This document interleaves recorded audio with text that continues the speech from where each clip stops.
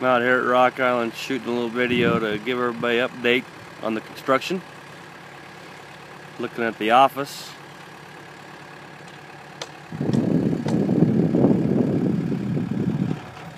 They've got the first footing and cone poured. The second footing's been poured. They're leveling the cone so they can pour the concrete in it. The third cone's been dug out and they're forming up the footing. The last two have not been dug out.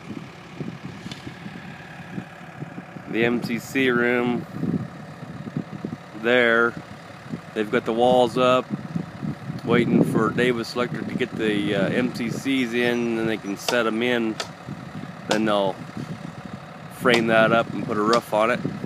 Dump pits are done with the drags coming out, and there's entrance road has been done over there to the west.